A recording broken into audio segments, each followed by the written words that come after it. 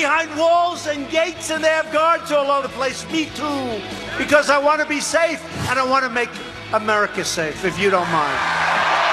Beto O'Rourke taking part in a dueling march and rally against President Trump. Safe, not because of walls, but in spite of walls. I unequivocally apologize. That from freshman Democrat Congresswoman Ilhan Omar after swift backlash. It sort of saddens me that a member of Congress who has the platform to really change the world, when she apologized, she said, but. A winter storm slamming the U.S. from the northwest all the way to the northeast. We have an ice storm warning yet again for the Chicago area. Definitely delays all day today across the upper Midwest, the Great Lakes, in towards the northeast. Welcome, everybody. We've heard there's a big storm coming. Schools have already been adjourned through portions of the Northeast. And according to my weather people, my app, snow will start here in 1 hour and 19 minutes. No way, really? All right. That's hey, listen. Exciting. It's going to be behind us. Right. By the way, it's February, and we can handle it. Right? Yeah, we can handle it. Absolutely. Absolutely. Amy Klobuchar, it's still, she got buried almost live on television. She didn't even wear gloves on Sunday. She's used to it. Yeah. She's from Minnesota, land of 10,000 frozen lakes. Yes. Right about now. Anyway, thank you very much for joining us today. We got some big news to start this out. Lawmakers reached a deal. We begin with this. It's a Fox News alert. An agreement has been reached in principle to avoid a second government shutdown. All right, now the clock is ticking for lawmakers to hammer out the details, and we do not know officially what the president thinks of this. We know some of the details, and Griff Jenkins joins us live from Washington with breaking developments. Griff, officially, they haven't told us what's in it, but a number of lawmakers on both sides have blabbed a little bit. That's right. Well, good morning, guys. We don't know what's in it because it's in principle. Now, that suggests the details are not fully clear. And remember, the devil is in the details, right? But one thing is clear, and that is no one wants another government shutdown. So these four top negotiators found some common ground. We reached an agreement in principle between us. That we were able to work together, bipartisan way, come to an agreement, and our staff are just working out the details. So here's what's in it as far as we know. $1.375 billion for 55 new miles of border barrier on the Rio Grande Valley. Maybe some semantics at play here because Democrat sources tell Fox News it's not a wall. But the agreement allows the Border Patrol to use any currently deployed design, including steel slats, to build it. Then there's this. Democrats are claiming a 17% decrease in ICE detention beds, reducing the number from 49,000 beds currently down to just over 40,000. There may be some wiggle room, though. We're told DHS funding elsewhere could give them the authority for additional beds in the event of a surge on the border. The big question now is whether President Trump will sign it. Well, I can tell you that a lot of things have changed, and we'll see what happens. I can't go into the exact deal. I just heard it very quickly. So we expect maybe some of the details to actually formally start coming out today. Mostly this could take shape Wednesday, but there's a lot of ifs there and a lot of points for contention, guys. There are indeed. All right, Griff, thank you very much. The big question is, look, whatever it is, about $1.4 billion for 55 miles of fences. The president had wanted 200. So what do conservatives think about it? In the Washington Post this morning, Mark Meadows is quoted, and then he tweeted this. He's one of the most conservative members of Congress. He said, this conference agreement is hardly a serious attempt to secure our border or stop the flow of illegal immigration. It kicks the can down the road yet again, failing to address the critical priorities outlined by Border Patrol chiefs. Congress is not doing its job. The president's chief of staff has said he can also get money elsewhere. So maybe this is a start. Maybe the president would say, OK, I'll agree to this, but I'm going to get money elsewhere. He said we definitely are going to build the wall. He said that in the rally yesterday. And he said he's not going to support he's not going to ever sign a bill that forces the mass release of violent criminals. Right. Now, Senator Richard Shelby from Alabama, Republican from Alabama, said when he was asked, will the president approve it? He said, we think so and we hope so. All right. So on the beds, the there's going to be an immediate word is, okay, 17% decrease, but if you look at the flexibility there, the president could get his requested level of 52,000 beds with very little trouble, and there's already some maneuverability that was out yesterday from Mick Mulvaney, as Ainsley mentioned. The $1.375 billion, a lot less than 5.7. However, you get 55 miles. It's taken them a year and a half just to start on 2017. Not that they're lazy, but because contracts have to be handed out, equipment's got to be acquired, and they got to get the plans. So they're starting this week from 2017. Now, they're starting 55 miles. Barack Obama built 133 miles. George Bush did 155 miles. This would get them up to about 110, and they're not going to slow down. So even if the money was all there and they got $20 billion, they probably couldn't have picked up the pace. Right. And Steve, and Ainsley, this is only 7 months. But keep in mind, Democrats didn't want him to build 1 mile. Yeah. See, so this is a big step, right? I think the president's probably going to say, you know what, I'm going to take that number right there, $1.4 billion for 55 miles of border wall, and then I bet he's got something up his sleeve. Because when last night, and Ainsley, you just alluded to this, he said that wall's going to be built. Listen to this. We're building the wall anyway. Illegal immigration hurts all Americans, including millions of legal immigrants, by driving down wages, draining public resources, and claiming countless innocent lives. The biggest proponents of open borders are rich liberals and wealthy donors. These are hypocrites who oppose security for you while living their entire lives. I do too, to be honest with you. I'm guilty. I'm guilty. I also live behind walls, okay?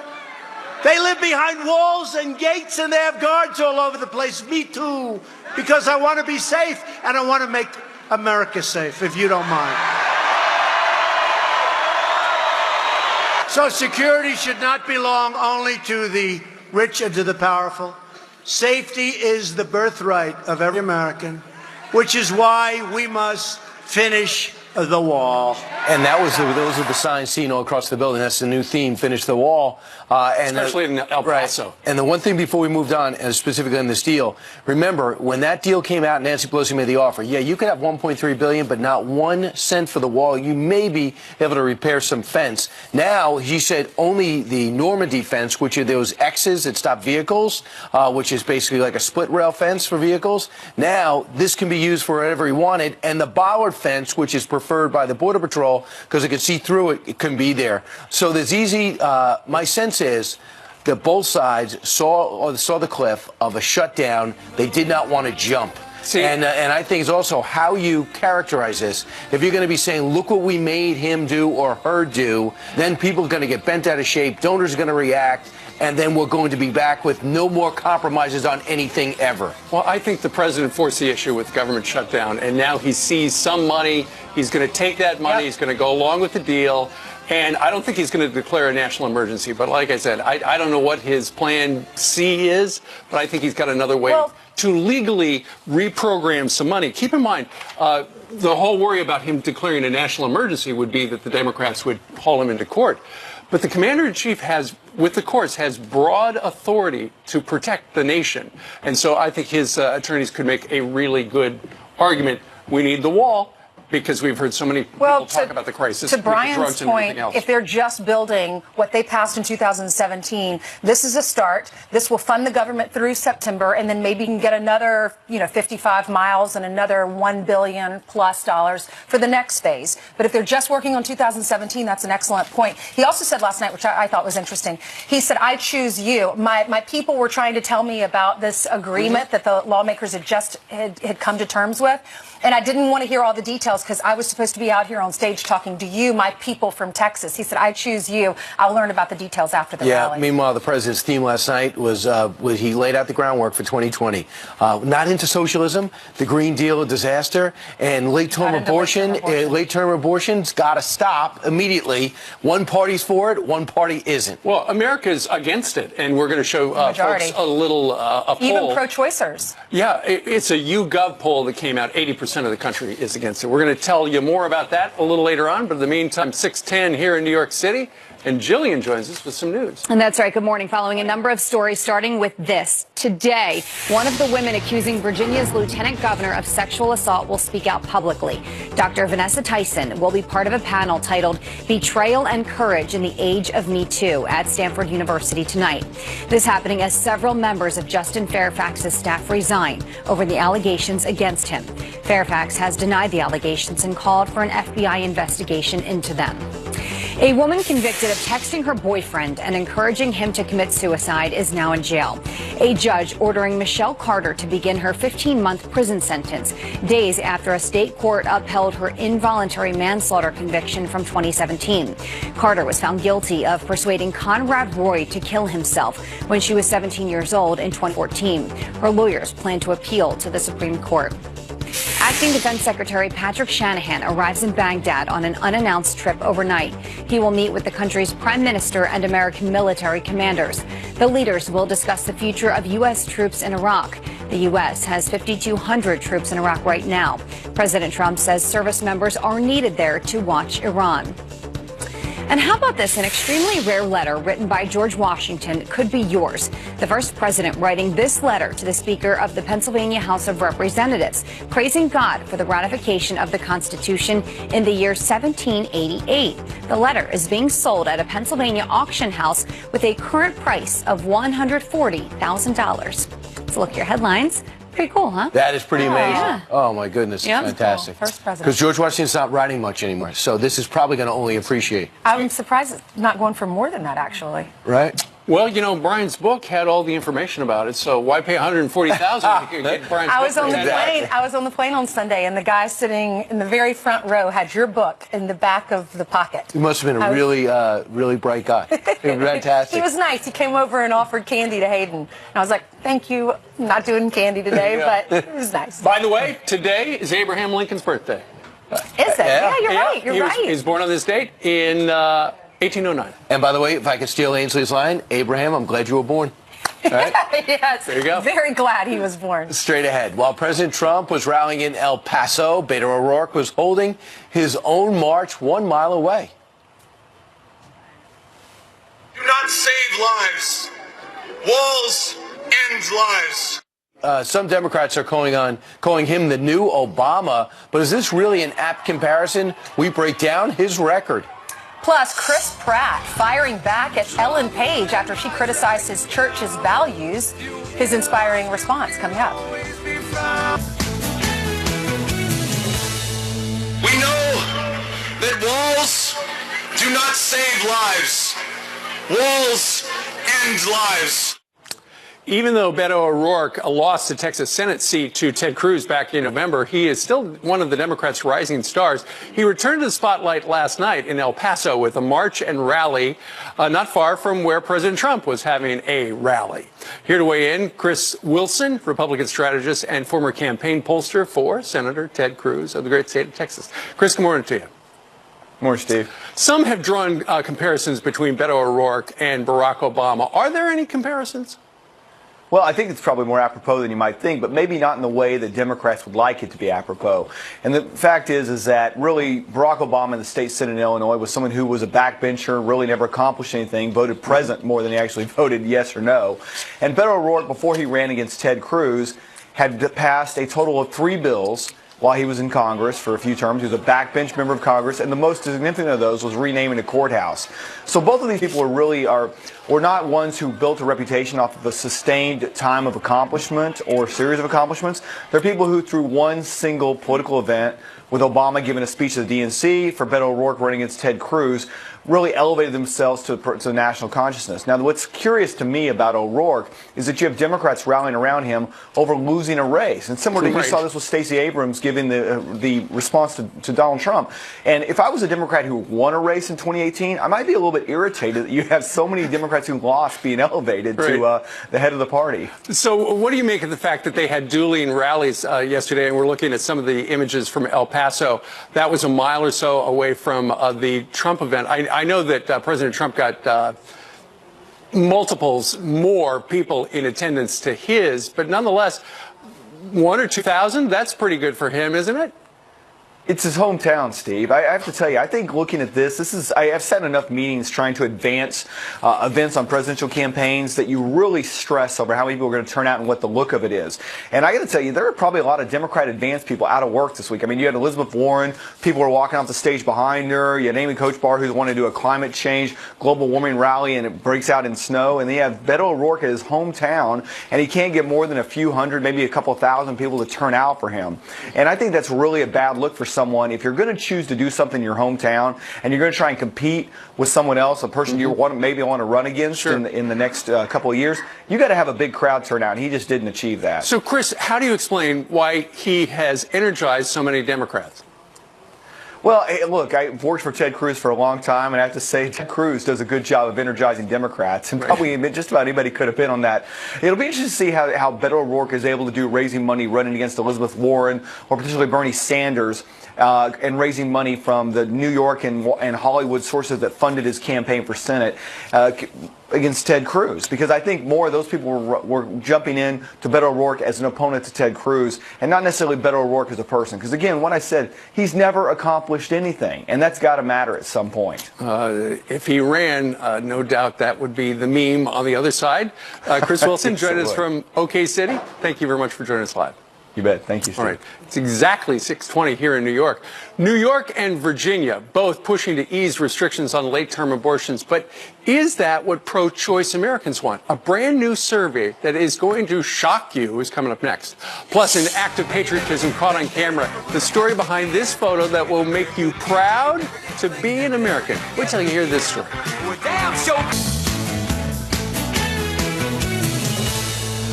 All right, some quick headlines now. Nevada lawmakers will debate a proposal to require background checks for private gun sales and transfers. The state Senate leader says they could vote on it as early as tomorrow. If passed, the bill requires sales to be run past a licensed dealer. It could go into effect next year.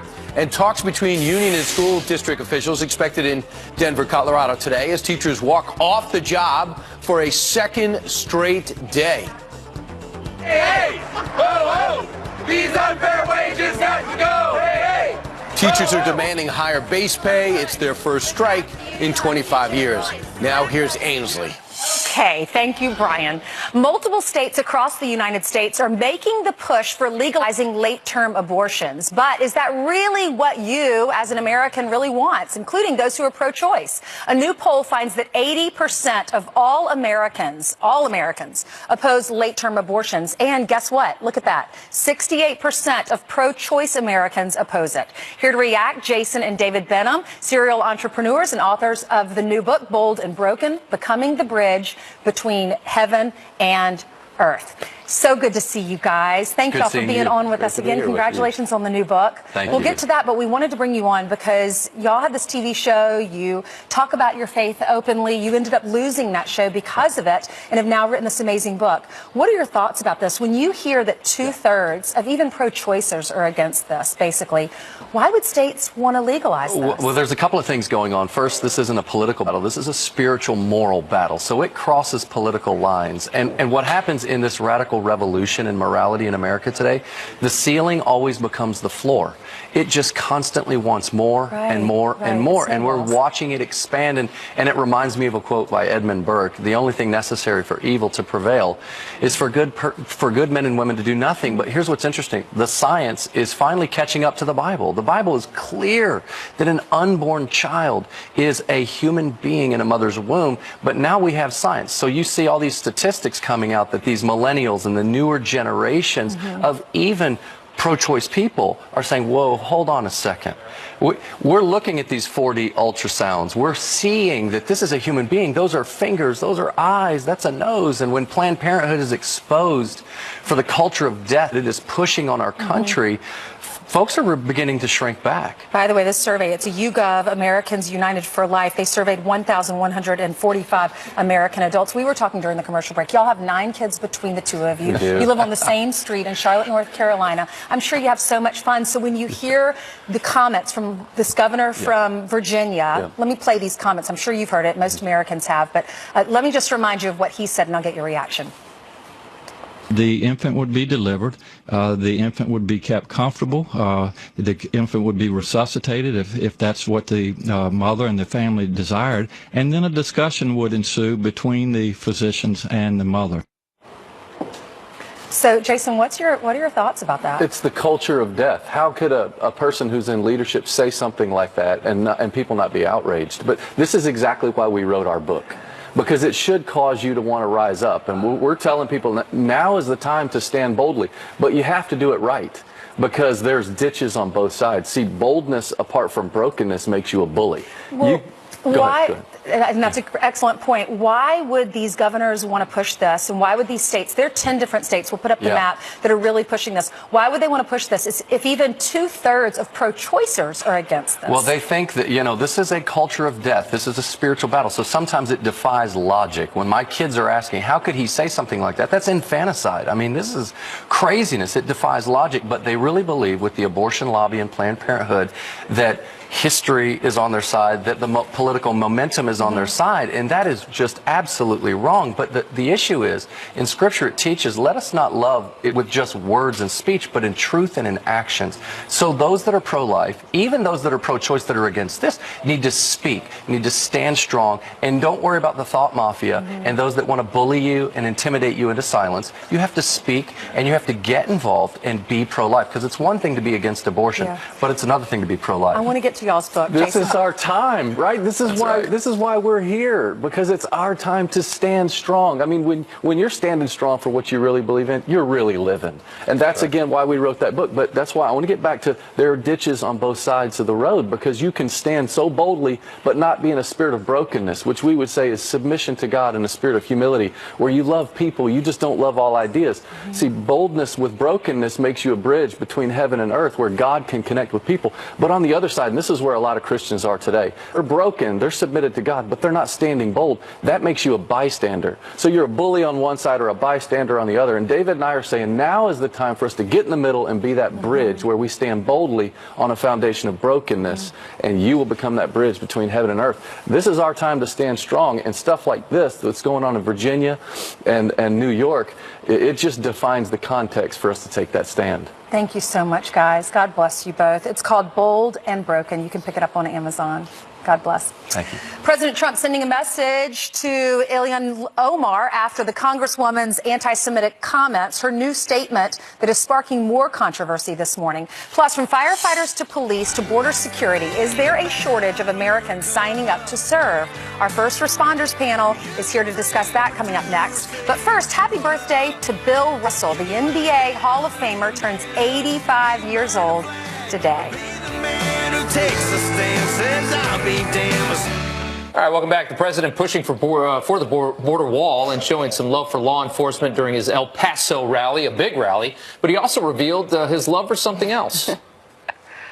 There is nothing better than a good old-fashioned German Shepherd. I wouldn't mind having one, honestly, but I don't have any time. How would I look walking a dog on the White House lawn?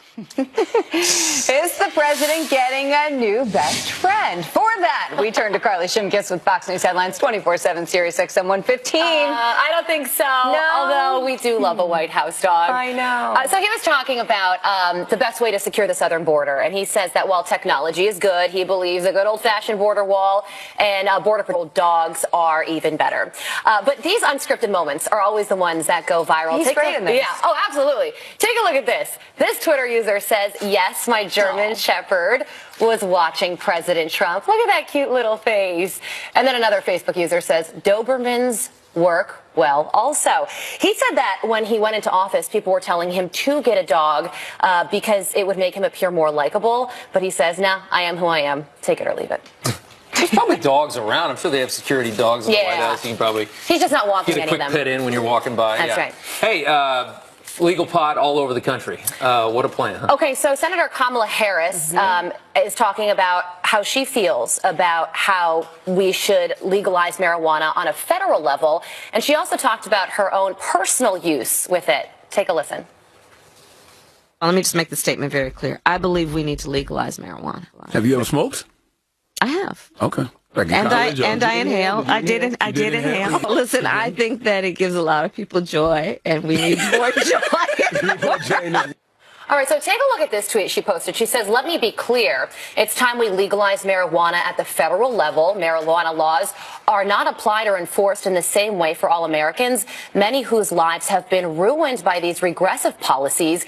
We must change the system. Now, her opinion on this has greatly changed over the years. In 2010, as the district attorney in San Francisco, she opposed legalizing marijuana in California. So she's going to have to answer to her record on this. One Twitter user says, I stand corrected. You did prosecute marijuana offenses, but I am sure all those in prison because of you. Appreciate your tweet. Brian also saying, how many people did you put in jail for lame weed crimes? So I could see this coming up during the Democratic debates. Yeah, she's going to have to answer a lot of questions. Absolutely. It's weird because politicians never flip-flop. Yeah, they never. Their opinions never evolve, right? Garth Brooks back on the diamond? Yeah, that's right. Okay, so Garth Brooks is spending a week with the Pittsburgh Pirates for spring training, and he's doing so for the 20th anniversary of the Garth Brooks Teammates for Kids Foundation, which has raised more than $100 million for children's charities. So Pittsburgh residents out there, all you folks in Pittsburgh are loving it. One tweeter says, who knew Garth Brooks is now my only favorite country singer? And another Twitter user says they should get him to sing the national anthem on opening day here in the Berg. So he was a Pirates fan despite growing up in Oklahoma. And this is his fourth stint with MLB doing That's this. right. Cool. You're absolutely right. Thank you. Thanks, guys. It says it in my notes right here. You read it so well. Thank you. It is 27 minutes after the hour. An illegal immigrant is accused of killing his daughter this past Thanksgiving. And now this angel dad is standing behind the president's push for border security. He joins us with his reaction to last night's rally and the new bipartisan deal next. And the pictures are pretty insane. A car pinned between a highway barrier and a semi-tractor trailer. How the driver miraculously survived this. Wow, stay tuned. Good morning and welcome back. A look at our top headlines this morning. The winter storm wreaking havoc across the Midwest, closing in on the Northeast. The snowy mess causing massive pileups in Wisconsin. The dangerous system expected to disrupt this morning's commute for millions. New Jersey is under a state of emergency. Upstate New York could see up to 2 feet of snow. Right at rush hour, too. All right, talks between union and school district officials expected today as teachers walk off the job for a second day in Denver, Colorado. The educators are demanding higher base pay as they strike for the first time in 25 years. And President Trump doubles down on the need for a southern border wall in El Paso, Texas, as an agreement is reached in principle to avoid a second government shutdown. The tentative deal includes nearly $1.4 billion in funding for 55 miles of a new barrier. Lawmakers now need to hammer out details of the deal before Friday's midnight deadline. And as we just mentioned, the president hammering home his case for a border wall during a rally in El Paso. You want to stop criminals from coming in. Walls save lives. Walls save tremendous numbers of lives. Safety is the birthright of every American, which is why we must finish the wall. The Border Wall Committee announcing a deal with less than half the money the president wanted. All right, Angel father Dan Ferguson attended that rally last night, and he joins us now. Sir, thank you for coming on this morning. Before we talk about the rally, you lost your daughter to an illegal immigrant. I wanted to ask you about the potential deal that we have here for border funding. The president wanted money for 200 miles of border barriers. Looks like it might only be 50 in this deal. What do you make of that compromise?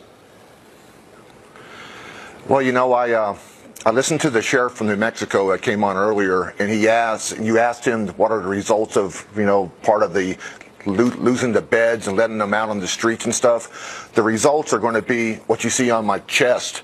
That's a pin of my daughter who was killed by an illegal alien who was arrested and was released. So that part of the deal to me is a no-go. As far as funding the little money that they're funding, it seems to me if they built the wall and stopped the drugs from coming in, the money they save our children, the money they save the United States would pay for that wall fully 10 times over. Your daughter's beautiful, sir. Can you tell us, for those who don't know, what happened? My daughter was walking across a crosswalk on Thanksgiving Day, and illegal alien who was out on a drinking binge, ran through 2 red lights and hit her, killing her instantly. She was so badly damaged that the coroner wouldn't even let us identify her body. This guy ditched the car a couple of blocks away. He lied to the police saying the car was stolen. He said he was afraid because he didn't have papers. And to make matters worse, this guy was deported in 2012, came back, which makes him a felon. He was arrested for aggravated assault, which is one of the many things that Mr. Trump talked about last night. And then he was released on bond without having ICE called. And these people want to eliminate ICE. If they would have called ICE, my daughter would still be alive today. That's just it's a terrible story to hear, sir, and we're so sorry to hear it. Democrats, Nancy Pelosi would listen to a story like that, and they would say that American citizens do the same thing. American citizens drink and drive and kill people. What's your response to that logic, and what do you plan to say to Ms. Pelosi? I understand that American citizens do that too, but we are American citizens. We are here. We have the rights of America. These illegal aliens that come over here do not have the right to violate our laws and kill people like my daughter. If Mrs. Pelosi or Mr. Schumer's son or daughter would have been killed this way, I guarantee you that the wall would have been built 3 months ago. President Trump is right on target when he says that walls save life and that border security save life. He is right on target. And his son last night, who came out before the president, said it like it is. I have a feeling that the Democrats are more interested in the illegal aliens' votes than they are in the safety and the security of American citizens. And to me, that is just common sense. But after the rally, I watched the local news, and everything was focused on good old Beto O'Rourke instead of nothing that Donald Trump, that the president said, was on the news. People just don't have common sense anymore. It's common sense to protect the American citizens first, to care about America first, then let the illegal immigrants find their way into our society. Dan Ferguson, we are so sorry for your loss. We thank you very much for joining us. Thank you, sir. Thank you very much. I appreciate you guys. All right, take care. President Trump using last night's rally to call out new Democratic proposals that allow late-term abortion. Millions of innocent, beautiful babies are counting on us to protect them, and we will. That is why last week I called on Congress, with your great congressman over there, to immediately pass legislation prohibiting extreme late-term abortion. Last month, New York passed a law allowing abortions up until birth. Virginia tried to follow suit, with the governor suggesting he would support letting a baby die moments after birth. All right, one of the women accusing Virginia's lieutenant governor of sexual assault is calling for open hearings. This is happening as several members of Justin Fairfax's staff have resigned after these allegations. An attorney for one of the accusers saying, quote, Meredith Watson asked the Virginia legislature to hold hearings regardless of what they are called and to reject a secret and delayed proceeding. Fairfax has denied these allegations and called for an FBI investigation into them. One of his accusers, Dr. Vanessa Tyson, is set to speak at a symposium on sexual assault at Stanford University tonight. 37 minutes after the hour, the average tax refund already down so far this year. So will you be getting less money? Economist Peter Morici tells us why your returns might look a little different this tax season. You, as you said, won every congressional district in the state. Is that because you have run as a moderate? I think they should see me as a progressive because I believe in progress. Now it's primary time. She considers herself a moderate, so do many others. But Amy Klobuchar is now pushing her progressive side, trying to compete in 2020. Stay tuned. Hope you're having a good morning so far. Welcome back. President Trump says the U.S. is doing better now than ever before. We have a country that's doing the best it's ever done. We are just lapping the world. You compare, it used to be like we were a second sister to China. Now China is looking up to us. We are doing so well, and other countries are not doing well. In an exclusive interview with Fox News, the president pointing to record unemployment numbers, his comments coming after being asked about Democrats embracing socialism. The latest Democrat to enter the 2020 race for president is now working to shed her centrist reputation. Senator Amy Klobuchar dismissing far-left liberals who label her as too moderate for the White House. I think they should see me as a progressive because I believe in progress. And I have worked toward progress my whole life. The crowded field of Democrats running in 2020 are seen as very progressive, embracing the Green New Deal and Medicare for all. President Trump set to meet with one of his sharpest critics, New York's Democratic governor.